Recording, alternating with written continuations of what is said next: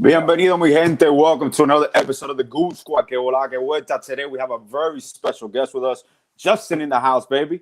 Give some love to Justin right there. You can follow him at Justin Shock. You can follow me at AJ_Atia. And before we start, we always mention, please make sure to like, subscribe, share with everybody, with your friends, your family, your ex-girlfriend, your lover. I don't care who you share it with. Share it, like it, watch it, enjoy it. And throughout the show, any questions, anything you want us to talk about, feel free to message the show. You got to click on the YouTube link, message anything, and we'll respond to you live. So without further ado, Justin, welcome to the show. Friend of the show, you're welcome to come back anytime you want. But first, give us your introduction. Where are you from? What you do, man? Well, I'm from Miami, Florida. And sorry, I have to go ahead and, put this in the Oh, there we go. Starting early, baby. What flavor's that? Tell me. Review? Avocado. Oh, my God. Listen, here's the thing about me. I don't like coffee. I'm like the only person that's from Miami that doesn't like coffee, apparently. But this is just so good, man. I'm the on perfect blend. One. Oh, God. So good. Enjoy it, man. When you're done with that pint, let me know what else you got. So I ran out of coffee in my house. I mean, of ice cream. So I just got my Flanagan's cup. The one they sent me, there's pistachio. They got the Oreo. They got the regular vanilla. It's weird. I was gonna do it just to say I did it, but I didn't do it. They got a mac and cheese one. I'm not lying. Mac and cheese one. Nasty. Holy shit. Nasty. But hey, look, they got it. And Van Leeuwen had it. I was like, let me try it. But I didn't want to get it. I said, fine. So then they had like this it's a raspberry cheesecake that I can't wait to taste. And they got this honeycomb one. Boy, I don't know, man. Look, I'm like Jimmy Butler, man. I'm just trying to dabble into some new shit, stuff like ice cream. So, it's dope. But I'm from Miami. Man. And anything Jimmy does is dope, bro. So it's gonna be good. He doesn't associate with nothing that ain't dope. At this point, I'm about to go ahead and get some extensions. I can't brother with blonde extensions. Walking around, man. I'm working on mine. Might as well be natural. You are literally a quarter of the way from there, man. I'm not. There we go. You're close. I got no hair. But yeah, man. It's funny. For me personally, this means a lot to me than a lot because when I first started doing heat spaces, that's what I first started doing, right? And it's funny is my friend and I, Dan, we would always talk about the Miami Heat after every game, just talk. And we always like, what if we had our own podcast? What if we had our own thing? And we were calling it different things, the bearded and the light skin. I don't know, like he had a big beard, whatever.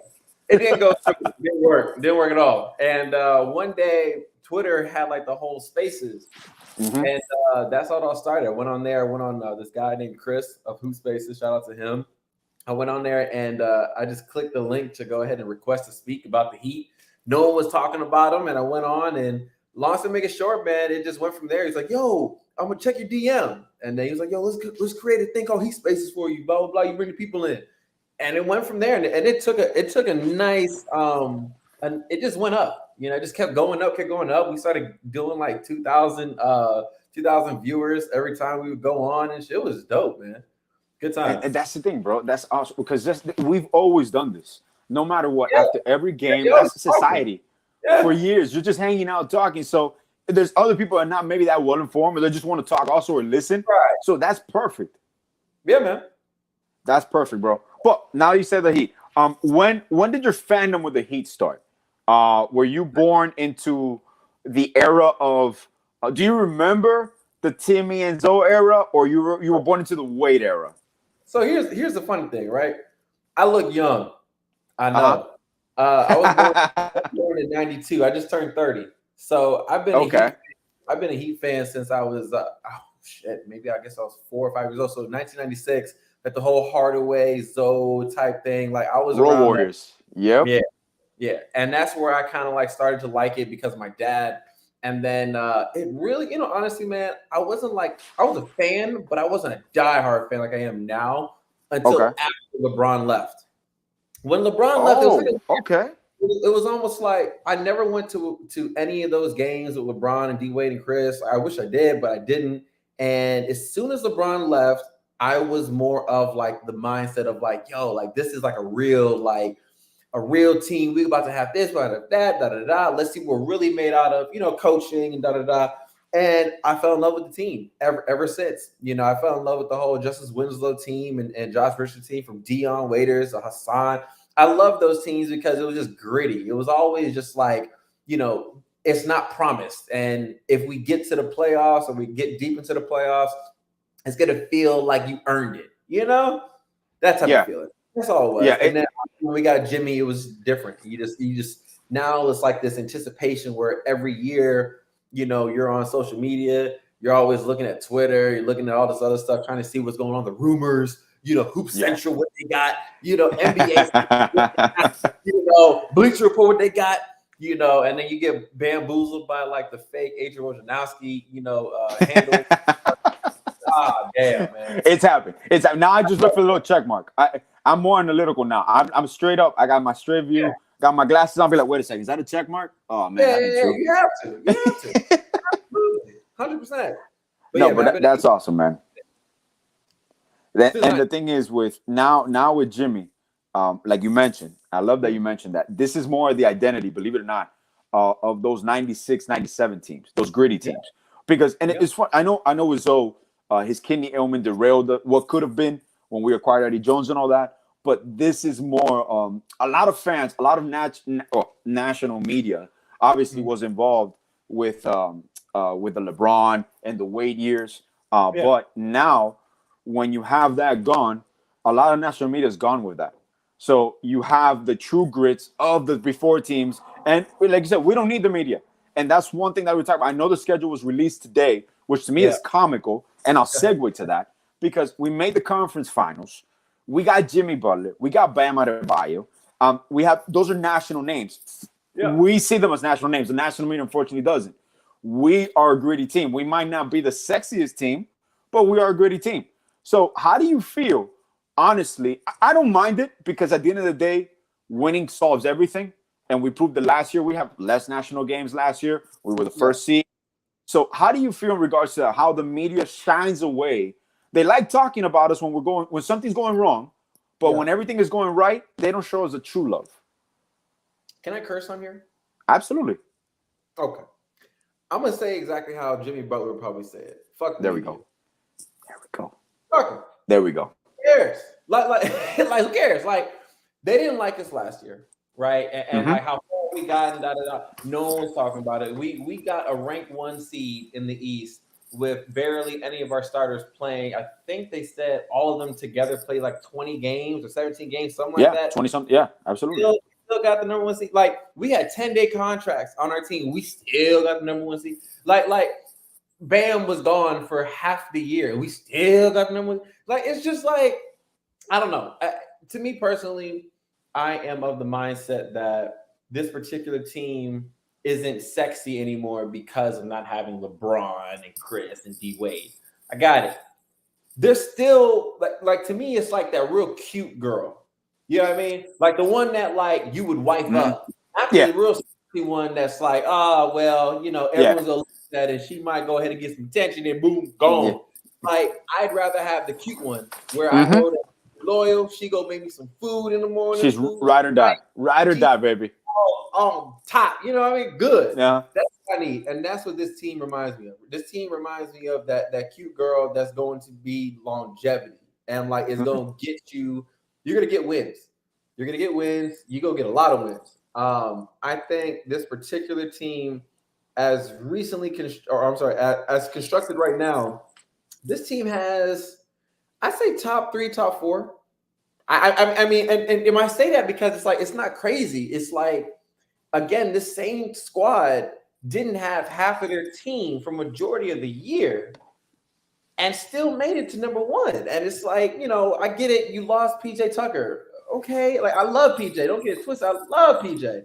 But now you got a full, like, hungry dog in Victor Oladipo. Yes. Like I think that's like the most like interesting thing of this year. Like the biggest signing for me in this year would actually probably go to the Heat with it, because I feel like people don't realize when you hungry, and especially if you're an athlete, and you know that you got to do it, like it is completely different when a Than a man got regular. Absolutely. that time to work on his game and actually be 100% healthy. Like his defense is spot on, but if he has his offense together, I couldn't be shocked if he takes Tyler's role. I couldn't be shocked if he takes the starting role over Tyler. And I'll tell you that because that's one thing that I know a bunch of people, and we'll talk about Durant a little bit later. But before we go into the possible any acquisitions of Durant or any secondary options, I have no issue whatsoever with the way this roster is constructed right now to go out and be a top 3 team in the East. I'm not going to guarantee a top seed. I can't do that. But you have Kyle Lowry fit, motivated. You have Victor Oladipo, like you mentioned, a full summer. Work not only on his health, offensive game, defensive game is nonstop. But what I love about this squad, and I believe, is they're going to change offensive philosophies a little bit. You're going to see them more potent on offense. 100%. You're going to see Bam attacking. Bam is still your anchor defensively. They'll play more drop, but Bam is still your anchor defensively. Mm-hmm. You have now. I'm gonna throw some lineups out there to tell me what you think, because I'm a big fan. I'm a big fan of the Jimmy Butler hybrid 4 lineup. They played it a lot last year. People didn't realize it. People didn't see it because it wasn't a starting unit. I'm not saying that's a starting unit though, but I like to see the closing lineups. People talk a lot about starting lineups. I have the mindset is if you can get your 5 best players on the floor at any given time during the game, you're going to have sequences where you can probably see Kyle Lowry being the on man in, odd man out. You can probably see Kyle Lowry, Tyler Herro, Victor Oladipo, Jimmy Butler, and Bam. When you have those lineups, if you try to run it against Boston, against New Orleans, when they play big against you, or against Cleveland has a big-ass front court. When you run those lineups, great teams make other teams adjust to them. Mm-hmm. But obviously, as a great team, also you adjust defensively. But when you have those lineups, you have depth, you have wing players, you have shooting, you have slashers, you got athleticism on the floor at all times. Which also, Max Strus being in and out with Lowry, Max Strus statistically, when he's with everybody plays better when Max Strus is on the floor. Which a lot of people, he's just a role player.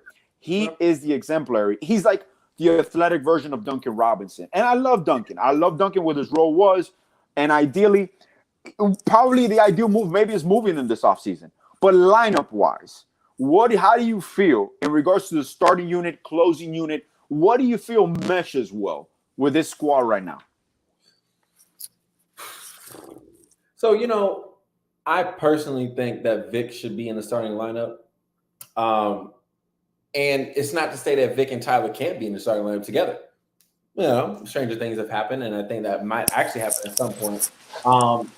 If Vic is doing something along the lines of scoring at will and actually has this shot and slashing and can, I can't remember if he only goes right or goes left, but he only goes one direction. And if he can sort of predominantly, if he can sort of switch up a little bit, little hesitation moves here and there, little shots here and there, whatever, I think it'd be fine. But to give you my starting lineup, man, I think it would have to just be straight up with Kyle, Jimmy, Vic, Bam, and then I love Max because of he's a big guy. People don't realize that he's actually like a pretty thick dude. Yeah, he can shoot the lights out. If barring some miracle, and I can't even say it's a miracle because he's a great shooter, man. Like Duncan Robinson would help tremendously. Yes. Tremendously. If he can shoot again and he doesn't have the yips or whatever he got, I think he'd be fine. And if he can shoot again, he'll be straight because he would be the best person in that lineup because he moves quick, he's fast and agile, he has a little dribble to him, and he can shoot the fucking lights out. And I feel like if that doesn't work, then yes, you can go ahead and start inserting people like obviously Max, or if you don't want to put Max, you can go ahead and put Lord, Omir. I don't know if you watch before. Omir to me, I'm gonna be honest with you. A lot of people are not paying attention to Omer. And last year, I told Bobby, I was the one that told Bobby about Max Strus and the possibility of him being a rotational player. And Bobby's like, really? I'm like, yeah, man. Look at Max Strus. The way this lineup is set up, obviously, Duncan plays well with Bam. Bam plays great with shooters. Bam creates so much for shooters off that the high screens. And when Omer could provide the same depth, you remember Myers Leonard. When Myers started next to Bam, he was stretching the floor for Bam. Arguably, before Myers got hurt, that was our first successful run with Myers and Jimmy in the front court. So I don't mind at all. He might not start next to Bam, but I will see some minutes. I can almost guarantee that you might see some minutes when there's Omer and Bam. I know Spo last year was a little receptive not to play. Like, he was a little scared off that lineup. Obviously, Omer was younger, but he provides shooting, rebounding, and Omer's strong as shit, man. That's the thing. I'm not scared about size. Like, this whole thing of like we're not going back to the 90s, dude. Like, exactly. I get it that people are like, oh, you need some size because, you know, Giannis and everybody else, they so big and blah, blah. I get it, but do you know how you stop that? You stop that by hitting shots. Like, you hit shots. Like if Max, you run him off the floor. Duncan Robinson's hitting all his shots. Like, no one's going to give a fuck about Robert Williams. Like, they're not. Like, I'm sorry. Like, every time Robert Williams came out and tried to guard someone shooting a three, it pissed me off because he would jump up and lunge to you. And every time the shooter would just do a pause, like a fake, and then do another dribble and then shoot. I'm like, yo, just take it. Go like this, lean in, let him come to you, and boom. Go to the line for 3 points. Get him in foul trouble. It's quick. But I guess, you know, people just weren't thinking like that. I guess I have no idea why. I think that the reason why we prove why we don't need to be so damn big is because we did it all damn year. And then even during the bubble, like, we weren't that big. Like, Duncan Robinson hitting shots. And again, when you start hitting shots, you run big people off the floor. Brooke Lopez would be a non-factor if you hit shots. Like, Robert Williams wouldn't be a factor if you hit shots. That's what I always say. If we would have played Golden State fully healthy, it probably would have went deeper than what it went with the Celtics, just because of the fact that if we're fully healthy and hitting shots. Yes, I got you. It's going to be a completely different ballgame. We would look better against them. That's all I think. And you know one thing, now that you mentioned that, one thing that's also going to help out with that, Bam stepping out and hitting those mid-range consistently. And maybe taking a step back, 1 or 2 shots. That's going to help you out, space the floor. Here's the reason why I got trust issues, man. He told kids that he was going to start shooting threes. And he didn't do it. He didn't take it. You can't lie to the kids. You lie to the kids. The kids. The fucking kids, man. Like, that was a pressure answer. But at the same time, I'm watching him now in the Miami Pro League and shit. He's over here. Yeah. Wow, hezzy. And then he fades away. He's knocking them down. It looks good. So I don't know, man. At this point, if he can start shooting and hitting threes, it changes the whole dynamic of the team. Everything. And it's crazy. There's no reason why Dwayne Dedmon is taking more threes than you. Yes, exactly. And honestly, I think you signed Dedmon as insurance. I do see ideally probably Omer just taking up his minutes, kind of backing up Bam, because he provides also a great asset to the second unit, no matter what. And one before I go to Durant, I'm going to talk about one, because this is my I'll say this is my dark horse here. I know Spo's not afraid to start anybody, and I've played with this in my mind. Huh? You think he go play around with the kid? Joe, I think he might start. And to me, I said this probably like a month ago or 2 months ago after we drafted him. The perfect scenario, if you're going to start a kid like that, because this year what he's going to provide for you is offense, shooting. He's going to ball out. Yeah. When you have a scenario, my dream starting lineup, and I'm not big on starters, if we have this squad, I'll go with Lowry, Herro, Butler, Jovic, and Bam. Because I want Oladipo off the bench with Vincent and Martin. I want that second unit to run it down people's throats. And you have a rookie that's protected by Bam, by Butler, by Kyle, obviously. And Tyler, you know the one thing with Tyler, like he built muscle during the offseason, but during the season, obviously, you don't gain, you maintain. So if he's gotten stronger, but what happened last year, he started losing. Well, you see physically, you started losing that muscle mass, getting beat around, pushed around. It's kind of funny. I was just talking to a trainer the other day about this, about Tyler in particular, and that was that I don't need him to focus on getting big. You know what I mean? I don't need that. What I need from him is to get bigger legs. Because the thing is that when you're going up against these types of players, you're literally going up against, like, I hate to use the word girth like that, but you're using that in the sense of thickness. So if you're going up against your PJ Tuckers of the world or whatever, you gotta learn how to bang with them. And the only way to bang with them is with your legs and plant. And if you're not doing that, you're gonna get thrown. Now, the only thing I will say is, whoever he's working with, whoever works with Andre Iguodala is who he should be with. Like night in and night out. Because damn, it's not even about the fact that Andre Iguodala's length is so long. It's just that he just knows timing. He knows he literally knows how to back off of you a little bit and then go straight for the ball. And it's beautiful to watch. And I feel like if he can learn stances and movements like that, I think it'd be fine. Because it's not his offense. His offense, you go get it. But it's his defense, and that's what's scary.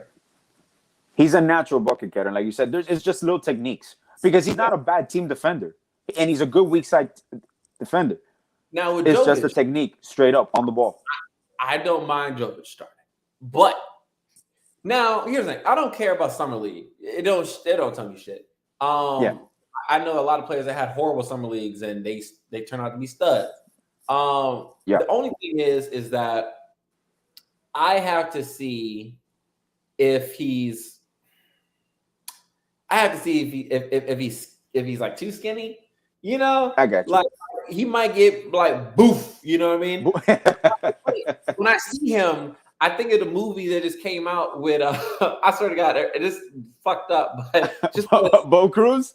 Yes, dog. Every time I see like a player from country, I'm like, oh shit, we got the next. Oh my God, Bo Cruz. One of our co-hosts, Harrison, said that the moment he got drafted, we got Bo, baby. We got Bo Cruz. So like, here's my thing: he don't need to get big. Like, it's like a fallacy with people that are that tall and that skilled and can shoot, that they need to gain weight or whatever. KD has been the same damn size since he came into the league. Like, and he hasn't gained 1 pound of muscle, I think, man. Maybe and that shit gone throughout the season. So with that being said, I feel like personally, if Jokic can be anywhere in between the 10 to 15 points a game range, oh my God, it would just be beautiful, because you'd be getting maybe like 2 or 3 threes from him. He'll spread the floor. He'll be the reason why Robert Williams and your Brook Lopez of the world can't even guard him, can't even go out there. And then if you try to guard him, he might give you some movement. This motherfucker can move. Like, he got skill, actual skill. He was a point guard. Yeah. And he was a point guard. He just had a growth spurt. Who else was a point guard and they hit a humongous growth spurt? I ain't going to say I'm comparing him to him. I'm just saying who else. And that is Giannis Antetokounmpo. That boy was always a point guard, and he just grew tall as shit. And it happens. Ben Simmons was always a point guard, grew tall as shit. And it happens, bro. Magic Johnson was always a point guard, grew tall as shit. And so it's like, when you have that length and you can move and skill set, that shit is scary. And he's athletic as fuck. Like, I've seen him dunk. I was like, oh shit, okay, all right, Bo Cruz. Yeah, he has game, man. He has game. Yeah. And once again, with him, it's just defense, working on stands, like you mentioned with Tyler. Obviously, situational defense, team defense. That's all you got to work on. Those players are natural volume shooters, natural bucket getters. He can get your bucket whenever you want. I call him like the 7-foot version of Hero, offensively. Yeah, and he's gifted. Except the only difference is that at least he got longer arms. Because that's the only thing. That's true. It's just Tyler's reverse. Like, what's his wingspan? I don't even know what his wingspan is. Little arms. His wingspan is big little arms. I don't know. But hey man, look, God bless. That's all I would say. And hopefully, if Jovic is going to like perform at that high ass level, I wish him the best of luck, and I will be his number one fan. If he has like a good 5-game, 6-game stretch, look out, because that's all. It's all it takes. You know what it is, man? It's like with kids, especially with kids, before you get to that other side where you're like, you're 26, 27, it's just getting confidence. Once you get that confidence, that's it. It don't matter. It don't matter what you say to me. I'm already up here. Like I got it. Like that's it. And once he has that mentality, oh fuck. Oh. And he's used to the hostility. He's playing European Pro Leagues. Those Pro Leagues aren't no joke, man. He's fine.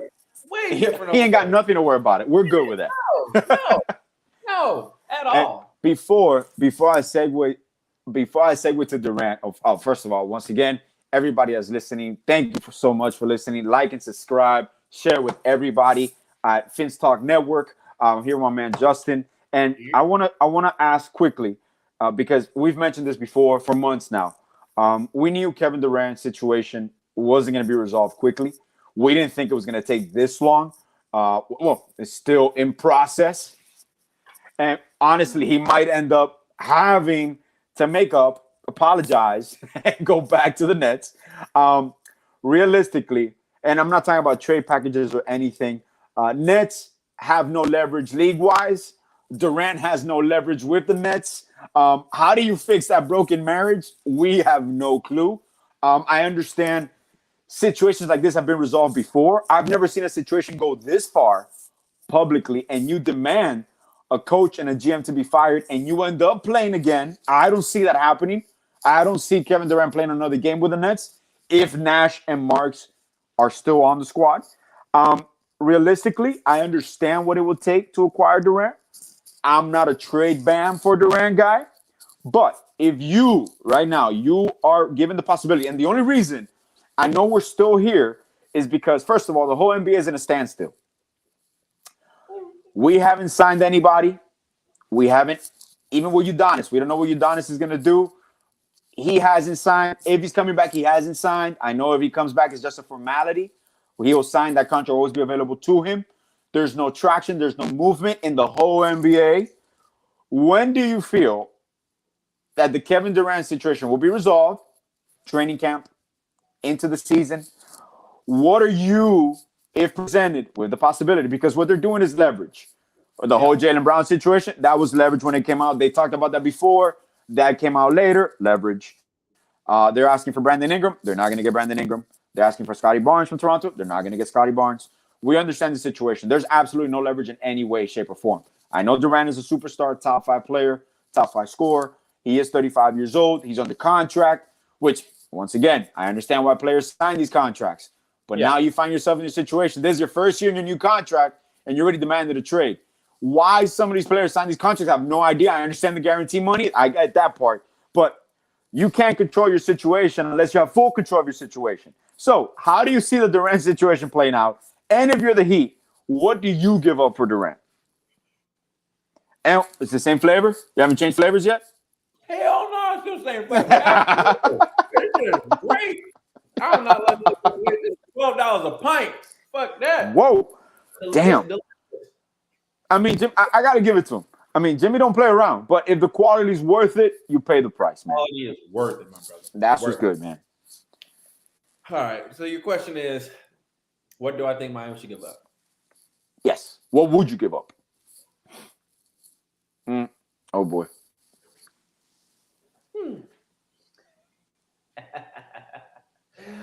Oh, boy. Well, you know, I had a conversation with my boy Tony Schwartz from 5 Reasons. Shout out to him. Love that guy. We were talking, and you know, it was a long conversation, and we got to the conversation about, you know, I personally wouldn't trade Bam, right? I was thinking the future, right? I'm thinking 10 years. Why would I give up 10 years for 4? Well, then I thought about it, and I thought, well, shit. when we got LeBron, Chris Bosh, and D Wade, that was about 4 years. Mhm. In those 4 years, I believe we went to the finals 4 straight times, something like that. And Correct. one back to back. Well, oh, those are good times.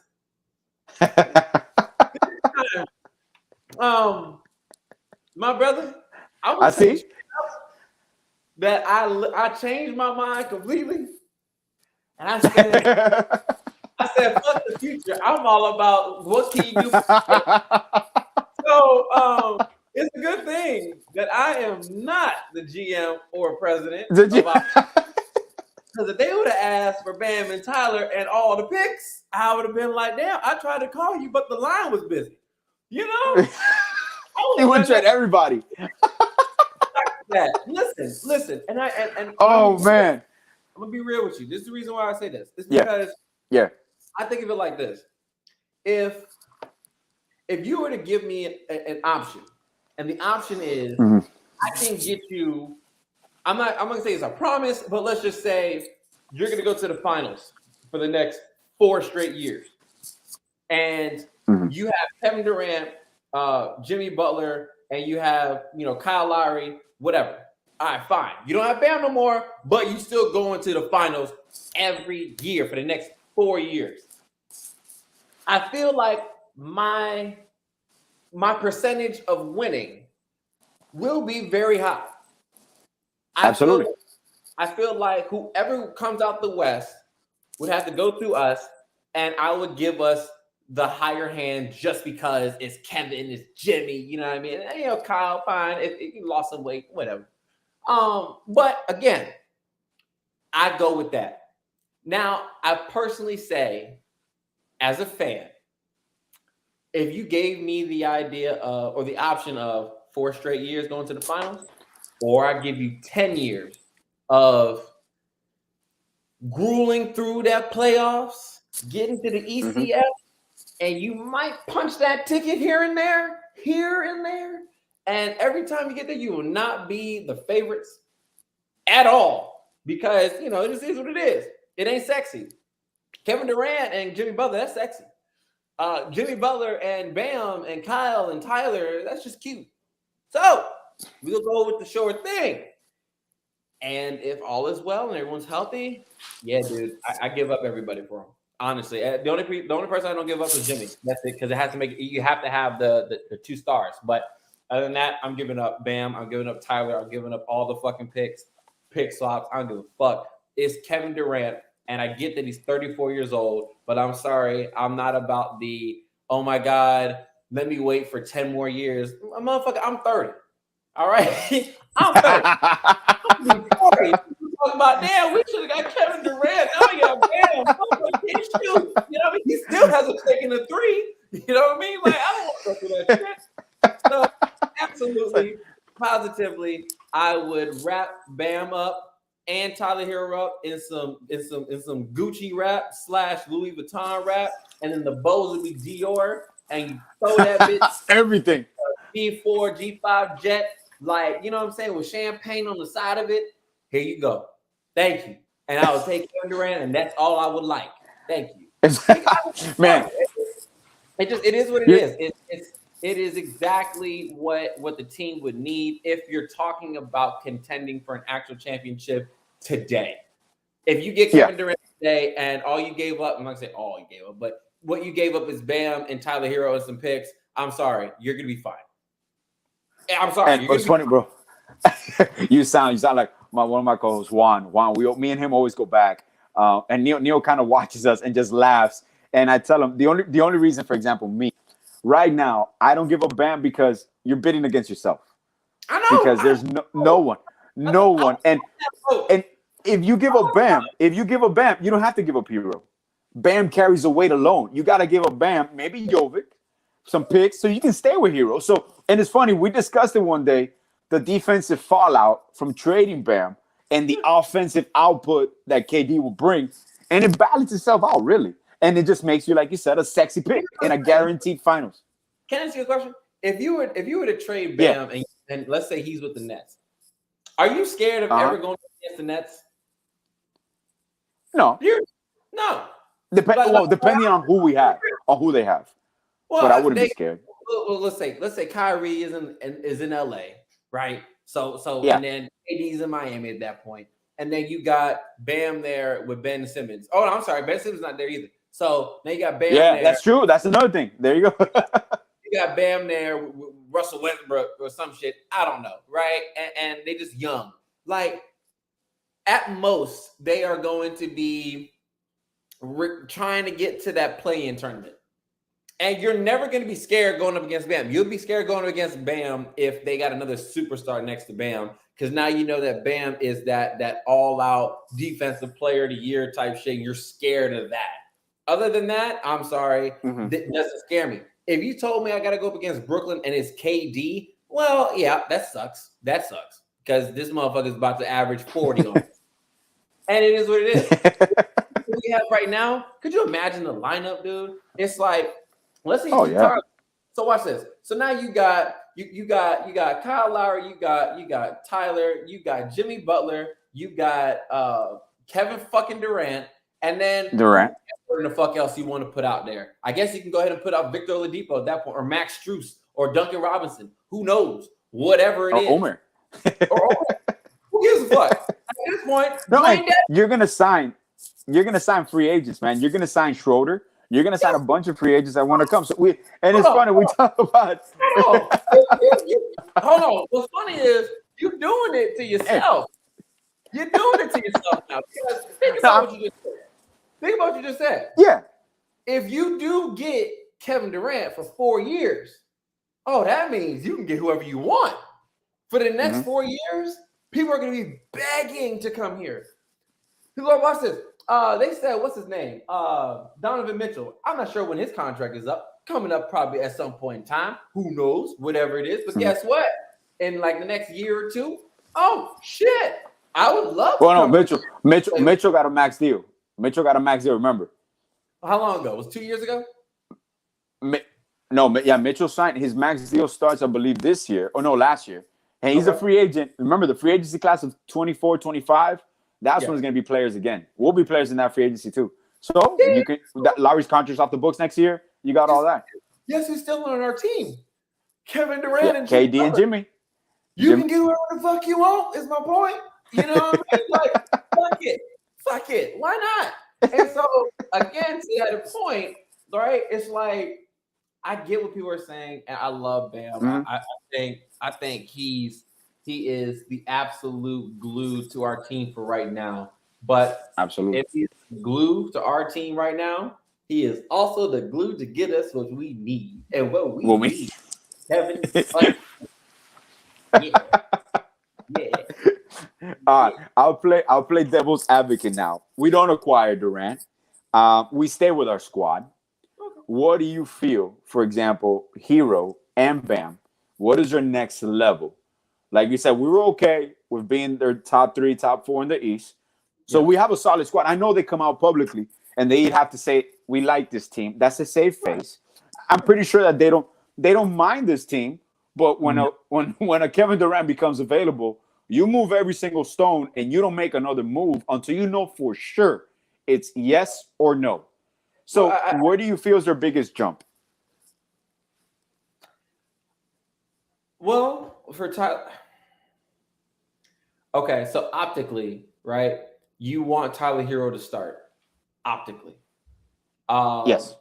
But I think what would be the best thing for the team is for Tyler to still come off the bench. However, if Tyler still comes off the bench and Victor Oladipo outworks him, then Tyler Herro is gone. He's not going to be here next year, if that's the case. Because then I don't see any real reason for them to extend him if they feel that Victor Oladipo took his spot, basically. I just don't see it. I think he'll still get the max, the rookie max from somewhere else, but just not with us, if that's the case. I think they start him because of that. And if the whole Kevin Durant thing goes down in flames and doesn't ever happen or whatever, they're going to fully sign Tyler Herro, and that's that, and lock him up. The jump, however, I think is, like I said before, Tyler playing defense. He has to show me something, man. And then after he plays some defense, if he can still have some more power in him to get still that 21 and up amount of points with that type of defense, I'm good to go. Vic, however, Vic is like I said, man, from the beginning, Vic is the biggest trump card that we got, because it's like you don't know what's going to happen. You don't know if he is going to come out the gates like a dog, right? Like just found a bone. Yes. Going. And I know he is. I know he is going to.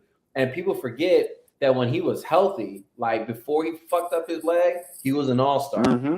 Like an absolute all all-star. NBA. All NBA, man. Killer at that.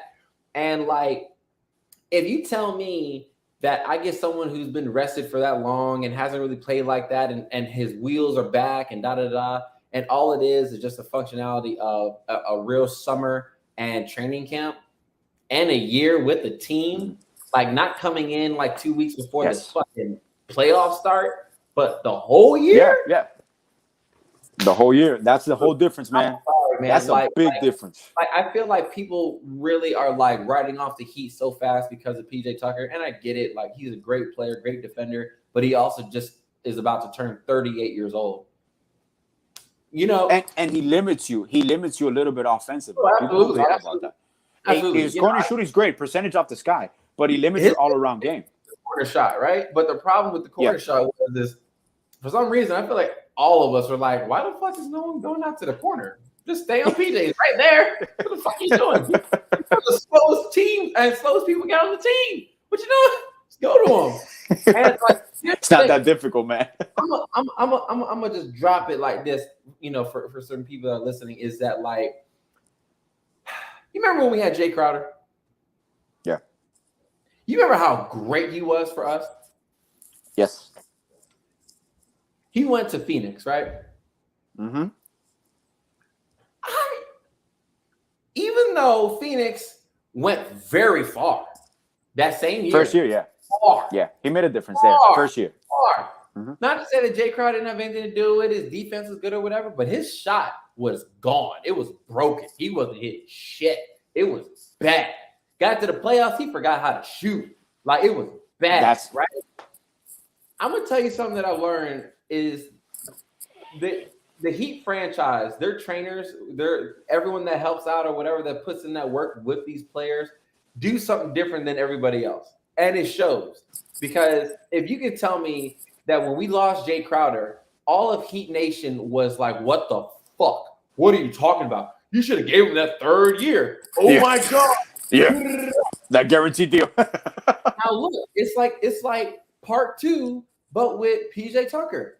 And it's like, this is a thicker version, and like we're going crazy, right? And it's like I get it, he's a great defender, whatever, but he wasn't like that in Houston. He wasn't. Like, he was a good player, don't get it twisted, but the strengths and weaknesses, like his strengths were way up higher. Like Coach Spo made him do different shit he never did before. Like he was exactly, even offensively. Coach that listened to him, like, oh yeah, you know, I can actually dribble and do floaters. When was the last time you saw PJ Tucker do floaters? Never. And anywhere. In Europe, anywhere. When he played in Europe, that's it, nowhere. Anywhere. Just with us. So again, now you're telling me you're about to put him in a system with Doc Rivers in Philly with all that shit that's going on over there? God bless. God bless. God bless. I'm not worried about that shit one bit. I'm sorry. I love you, PJ. I love your shoe collection, my brother. Wish I had half of that. Yeah. But that's about it. The train goes stop over there, and that's it. So I guess ring the bell. But as far as Miami, I think what Miami could do, that I could see them doing. At this point, I don't see them moving anybody right now. At least not until the trade deadline. If the whole Kevin Durant thing transpires, and cool. But from what I look at, man, if they were to trade Duncan for something, I would get like a Jay Crowder.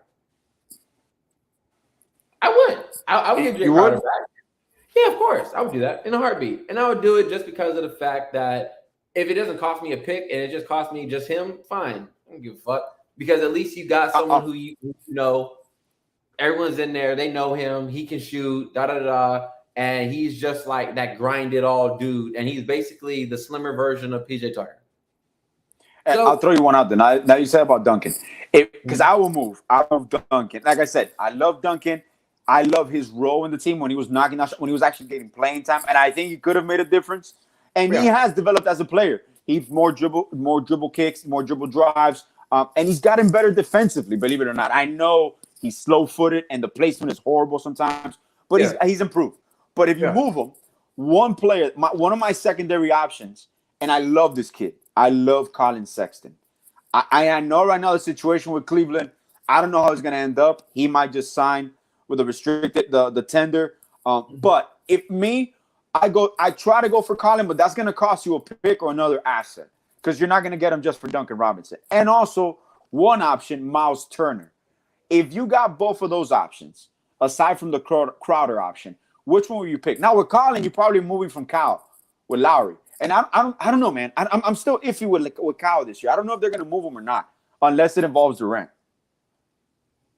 You tell me, what do you think? I think a lot of people have this thing that Jimmy is, oh my God, you better not touch Kyle because that's my man. No. He loved Goran. He loved Goran, and we traded Goran. Winning. Exactly. And like, if you tell Jimmy, yo, I'm going to bring you Kyrie Irving or I'm going to bring you Kevin Durant, but it's going to cost you Kyle Lowry, okay. It is what it is. It's a business. It's also about winning for these players. So, which, by the way, I don't know if you heard before, I'm a big Kyrie guy. I don't know if you are or not. I love Kyrie. And, oh, man, in this team, Kyrie, woo, boy. Listen, in fact, the thing that's like weird to me, right, is like if Brooklyn is so over Kyrie, right, and like the whole thing is like the Lakers, and then it's like, oh, never mind, he's gonna stay here because he's here. Yeah. Okay, fine. But if I'm Miami, if all it really takes, because it is what it is, but if all it really takes is like Tyler Herro and like some picks, and I guess maybe even Kyle Lowry to make the money work or whatever the fuck you got to do. Or 13. Bam! Oh my God! The trio of Kyrie, Jimmy, and Bam would be fucking disgusting. I would argue it. People might call me crazy. I love Durant, but I can argue. I can make an argument that the trio of Kyrie, Jimmy, and Bam might be the perfect nucleus. Yeah, I don't know why they would argue with you because at that point you're keeping defense and then you're also adding offense. So it's like exactly. It's like at that point playmaking. That literally is having your cake with a cherry on top and like and eating it too. and eating that shit. Yeah. Like I don't think anyone would be mad at that. I just feel that like I think it's bigger than just that, and I think Miami just feels like they don't know where Kyrie's head is at. Like they don't know if he's really like, is he really like a cancer or like, because they dealt with that with Jimmy, but they fixed that and Jimmy wanted to be here and everything was good and da. Could that be the same thing with Kyrie? Possibly. I don't see why not. I don't understand this whole Kyrie wants to be an LA thing. Like I don't get it. Mainly because of the fact that it's like LA is a headache already. Like they're like you add Kyrie Irving, yes, they're tremendously better. But I still don't think that they're going to be the best team in the West. Like not. I got the Clippers, the other team in LA over there, dude. Like, what's funny? I don't know how the fucking Timberwolves are so below the radar right now. Like, if they didn't just pick up Rudy Gobert, like I get it, Rudy Gobert, but it's Rudy fucking Gobert, defensive player of the year, like type shit. Almost all the time. They didn't give up anybody. They have the core. Like you got Anthony Edwards, you got what's his name, fucking Russell and Russell, and you got oh my God, dude, like disgusting. That team is gonna be scary to play. It's gonna be scary. It's funny. I got the Clippers. Coming out the West. I think people forgot completely about the Clippers with Kawhi Leonard and Paul George coming back healthy, and John Wall. I love my Wall, baby. I love John Wall, man. I was so mad that Miami didn't want to really pick him up because he would have been really nice here. as He far would as have like been point perfect here, man. He'd have been nice. But they already had Victor Oladipo, and I feel like we didn't think we were going to keep Victor. We all wrote it off like, oh yeah, Victor gone. Like he's probably going to New York or some shit just because they're going to give him more money. Nah, it was the first thing they did was resign Vic. Which shows you what they've seen, man. Coming out the West, to be real, I mean, shit, the Warriors still. I mean, like they're still like it's still Steph, and even though Clay played like shit for majority of the year, he's just like Victor Oladipo. He's gonna have a full year. You're gonna have a full training camp, a full summer, and it's gonna be starting from the beginning, not coming back towards the middle or end of the season.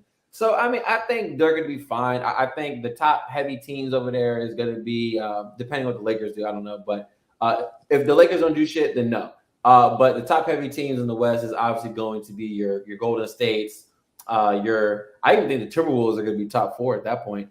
Clippers. I cannot. Nuggets. Don't forget the Nuggets. I can't forget the Nuggets because they got their boys coming back. Not just the MVP, but Murray and shit. It's so much. But going back to the Heat, man, I think Miami has a very interesting thing here because there's no like, oh, you got to repeat this. You lost some things, so you're going to be underneath the radar now. So it's kind of like going back to normal. Like, all right, yeah, if Miami goes top 3, oh shit, I didn't see that one coming. Like the amount of people that are out there right now, Heat fans wise, and all the different outlets. We got outlets that think, if we would have had James Harden, it would have been so much better. If we would have had, hey, I don't know, man.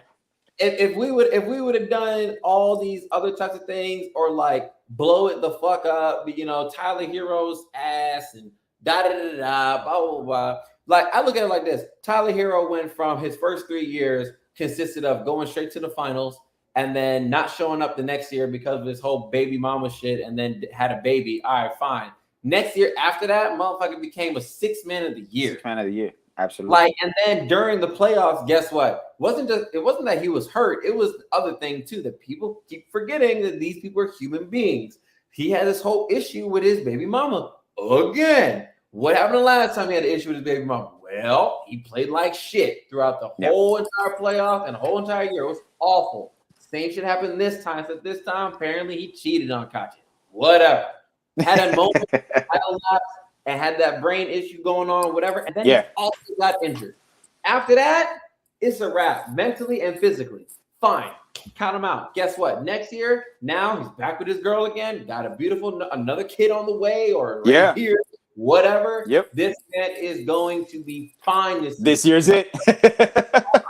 He'll be fine as long as he can just stay out of Miami and just play there, and that's it. And go back home. Go home. You know what I mean? Go home. Go home. You'll be fine, bro. But that's all it is for me. For Tyler is just to stay ready, stay mentally prepared, and actually show up. He'll be fine, dude. I don't have a problem with this team at all. If they run it back exactly how it is, I have no problem with it. I think this team can easily be top 3 and can shock some people being either rank 1 or rank 2 because anything can happen. And people forget that this is sports. People are going to get hurt this year, whether if it's our team or whether it's every year. Anything can happen. Something can happen tragically to Giannis or to whatever. Yeah, it changes everything, and it's just like it, and boom. Yeah. And I love that you mentioned that because very rare do I agree with someone here in the Goon Squad. But what you just said, I agree 100%. The perspective of fans, and I'm a fan. We're a fan for the fans. I don't have any inside information with the Heat. I've been playing basketball my whole life. I coach basketball. What I just see is that if this whole Durant situation had never come up, and we just lost Tucker, obviously we already have some replacements on the work. The whole fan base, whole Heat Nation wouldn't be up in arms of what's going on this year. We were probably 4 points away from the finals. Injured team, half the squad injured, and people don't realize that. And obviously, testament to Jimmy. Jimmy carried the shit out of us. Bam had a monster game. Kyle had a good game. But you can't discount with the progress this team has made, man. You can't. I'm gonna tell you what. The NBA really, and it was so like obvious, but the NBA really wanted Boston The Celtics. versus Golden State, and it happened during the playoffs, like in the middle of the playoffs, like after they beat Brooklyn. It was like, like you can see how certain things was being called, how certain things was. Like, wait a second. It wouldn't have sold if it was Miami versus, you know what I'm saying? And like for us, it would have sold because we're Miami, like Miami. You know, it is. But for them, it wouldn't have made no sense, and they wouldn't want that. And it made sense on why certain things got overturned. The Max Strus 3 got overturned, and like it was just weird, dude. Like weird behavior. That just changed the whole sequence, man. But hey, we got a brand new year coming. First and foremost, I want to thank you, my brother, for coming on. Whenever you're free, whenever you want to be a part of this, every Wednesday, 8 p.m., you have your home here. Please follow Justin at Justin Shock. You can follow me at AJ_Atia. Please like and subscribe, share, Finstock Network, Finstock Sports Network. We're doing a lot of things. Any suggestions, any questions you have. Justin, any final words? Hey, man, look, let's go Heat. Play some Peppers for me later on. For, you know, anyone that's... It's gonna be a beautiful ride, and I have a feeling that Miami's gonna be surprising some people in the next couple of months. My brother, go Heat Nation. Some Heat culture for you tonight, baby. Good night. Absolutely. Good night, y'all.